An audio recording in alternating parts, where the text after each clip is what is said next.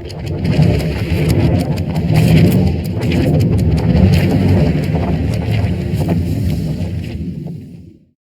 mais là ça va être différent avec Hugo, il a préparé tout. Non mais Hugo les questions étaient préparées et tout. Non mais l'autre. Faut noter. Alors vas-y. Tu fais rec? C'est bon, j'ai déjà fait. Ah d'accord, ok, pardon, excuse-moi. Bonsoir Baptiste. Bonsoir. Merci d'avoir accepté l'invitation. Avec plaisir. Avec grand plaisir. Alors nous sommes à Saint-Laurent-sur-Sèvre. Ouais. Vous allez jouer votre spectacle d'ici 1h30. Ouais. Est-ce que c'est la première fois que vous venez en Vendée?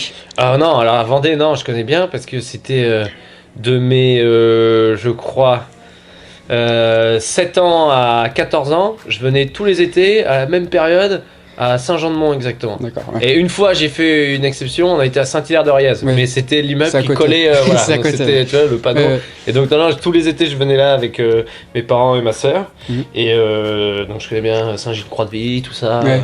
Ouais, tout ce coin, non, je le connais très très bien, mais je venais l'été. D'accord. C'était un peu différent. Ouais. Mais sinon, j'ai joué à Saint-Denis-la-Chevasse il n'y a pas très longtemps. Pour un festival, on avait déjà été, enfin, vraiment on a des bons souvenirs en Vendée. Et une autre date, je sais plus où. En tout cas, j'ai le souvenir qu'à chaque fois il fait très froid. Parce que à chaque fois je viens l'hiver Ah bah oui. ou en fin d'hiver et voilà. Mais comme il n'y a plus de saison. Bah oui, c'est ça, exactement. Donc vous jouez depuis 2015 votre second spectacle Origine. Ouais. Il y a eu plus de 150 000 personnes qui ont été le voir. Mais est-ce que jouer le même spectacle pendant plus de 2 ans, c'est lassant à la fin? Non, franchement, honnêtement, non, parce qu'il a beaucoup changé et 2015, on compte le rodage. Donc la version, j'ai joué 2 mois en rodage. On a fait 45 dates en 2 mois. Ensuite, on a fait 1 mois d'Avignon. On a fait 3 mois au Petit Montparnasse, la tournée. Les 3 Trianons, la tournée, les 5 Olympiades en tournée, encore là. Tu vois, on a eu le temps de le changer. Et il a vraiment beaucoup évolué, parce que moi, je fais vraiment évoluer beaucoup mes spectacles. Et celui-là, vu que j'avais moins de temps pour le faire, il a évolué encore plus vite. Donc, je me suis vraiment pas lassé du spectacle. D'accord. Et donc dans ce spectacle, vous parlez beaucoup de la timidité. Ouais. Vous étiez vous-même timide quand vous étiez plus jeune. Exact. Est-ce que finalement vous voulez donner un message d'espoir à tous les timides en disant bah, tout est possible finalement? Non, tout est possible, c'est un autre spectacle. Non, je l'ai pas fait dans le but d'envoyer un message aux timides parce que je suis beaucoup moins timide qu'avant, évidemment. Mais c'est aussi parce que j'ai trouvé ma voie professionnelle, on va dire, et que je le considère même pas comme un métier, tu vois. C'est tellement cool pour moi de faire ça que je suis vraiment épanoui et je suis beaucoup plus à l'aise avec ça. L'axe de la timidité, c'était juste que j'avais beaucoup de blagues dessus, et comme je voulais faire un spectacle très autobiographique, quand j'ai rassembler plein d'éléments que notamment ma mère m'a donné, parce que les mamans elles gardent tout, hein. Oui. C'est toujours très gênant les mamans. Ah bah quand t'es petit, c'est ça. Oui. Et donc quoi, qu'est-ce que tu dis Et donc ma mère m'a sorti plein d'anecdotes comme ça, où elle avait gardé les mots que j'ai écrivais à la boulangère, les lettres d'amour que je lui faisais corriger, et je bégayais et tout. Elle m'a ressorti plein de trucs que j'avais oubliés. En fait, je me suis dit, mais tout le début du spectacle parle de ça. Et je me disais, bon bah ça peut être un peu cohérent et un peu original. Attention, j'ai pas inventé l'iPhone 7, hein, mais que un timide parle de ça sur scène. Voilà, je me suis dit, bon, est-ce que ça a été beaucoup vu ou pas? Non, et je trouvais ça intéressant. D'accord. Ce qui est agréable pour nous spectateurs, c'est quand vous êtes sur scène, vous êtes très énergique, vous faites beaucoup de gestes.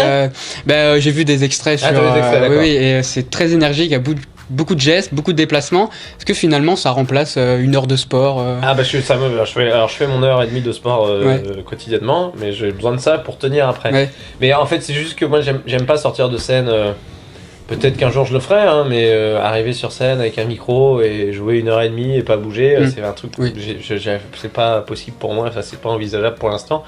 J'aime beaucoup le côté physique et performance, parce que quand tu te dotes sur scène, au moins, même si des gens rigolent pas, ils disent bon, quand même il s'est donné. Donc au moins tu vois, il y a un côté mais je le fais pas pour ça, c'est juste que j'ai été inspiré tout simplement par des humoristes comme très énergiques, plus jeunes, que j'avais vu un mec qui s'appelle Courtemanche qui était incroyable. J'avais vu aussi Jim Carrey sur scène qui était incroyable, Robin Williams, et puis même des gens comme Philippe Cobert qui sont plus dans le théâtre classique, mais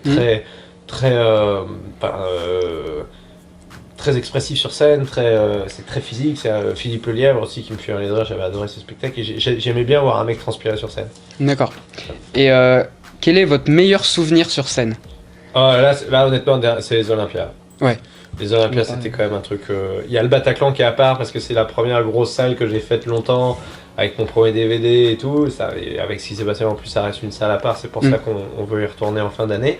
Mais l'Olympia, je t'avouerai que 5 jours, il y avait toute ma famille en plus qui était là. Il y avait mes parents, ma compagne, ma fille...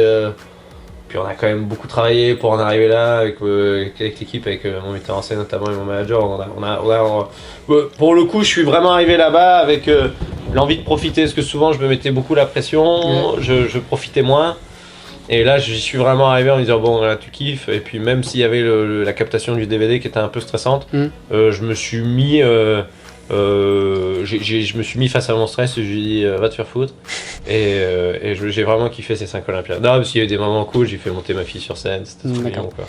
Non, là l'Olympia ça va être dur de le déloger pour l'instant. Donc à part la scène, vous êtes également acteur, vous avez joué dans plusieurs films, notamment dernièrement Dieu merci en 2016, et aussi dans la série Didland de François Descartes. Est-ce que finalement... Descartes, mais Descartes ça fait classe. Ça fait... Je lui ai dit aussi. Est-ce que finalement le cinéma et la télé c'est un passage obligé pour les humoristes ? Cinéma à la télé ? Ouais. C'est pas un passage obligé, enfin peut-être plus la télé parce qu'à un moment donné t'es obligé de te montrer pour moi pour la promo c'est un truc obligatoire mais c'est pas un passage obligé, il y a des gens, enfin c'est surtout dur d'y accéder, il y a beaucoup de gens, beaucoup d'humoristes qui font malheureusement que de la scène et il y en a qui sont contentes mais c'est vrai que moi quand j'ai commencé l'humour je rêvais secrètement de cinéma et ça a été possible grâce à à mon agent que j'ai rencontré, des castings que j'ai eu et que j'ai réussi aussi. Et puis c'est surtout c'est une chance, c'est un bonus parce que la télé t'arrives toujours à en faire, surtout que maintenant il y a beaucoup d'émissions avec la TNT tout ça, donc il faut énormément de chroniqueurs, d'humoristes et tout, t'as toujours une place en télé ou en radio que tu peux arriver à avoir. Mais c'est des médias qui usent, faut beaucoup écrire, t'as beaucoup de matière à donner, à jeter. Puis je trouve que tu t'imposes aux gens, il y a un côté un peu fatigant. Alors que sur scène, les gens font la démarche de venir me voir, ils payent, ils passent la soirée avec moi. C'est vraiment que les gens ont envie, je m'impose pas pareil pour le cinéma. Et je préfère ça, je trouve ça plus noble et tu as le public que tu mérites ou pas. Mais au moins t'es en face de gens qui ont choisi qui ont payé, qui ont choisi de te voir. Voilà. Sauf si ils veulent voir Avatar, que c'est complet, du coup ils vont voir Dieu merci. Bon, là je pense que les gens font peut-être un peu la gueule. Mais en tout cas, les 2 endroits où je veux rester en priorité, c'est la scène et le cinéma. D'accord. Donc depuis plusieurs années maintenant, vous êtes finalement un personnage public. Vous avez une communauté qui vous suit et qui vous apprécie. Ah bon ? Oui. Oui. si. Mais ça, je me rends pas compte. Ça, c'est un truc que j'aimerais bien quantifier, le degré de notoriété. C'est ce que je disais, ça serait cool que sous la Tour Eiffel, tu sais qu'il y a un capteur, tu mets ton doigt dedans, et ça te dit bon bah voilà, vous êtes plus connu qu'Anne Romanoff et moins que Daniel Auteuil. Tu vois que ça te situe un petit peu.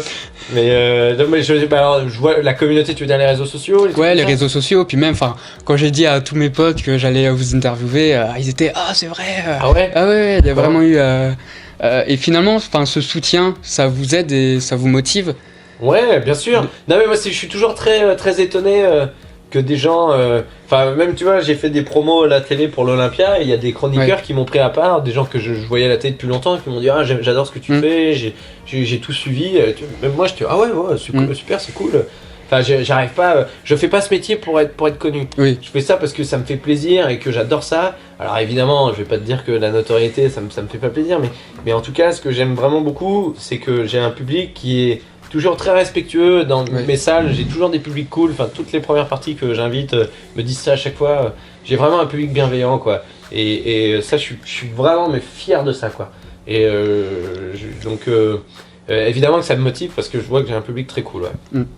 Alors dernière question, est-ce que le Baptiste Petit serait fier du Baptiste qu'il est devenu aujourd'hui ? Ouais. Si on était venu me voir en CM2, on m'a dit voilà. Oui, bien sûr, je serais content, je serais content.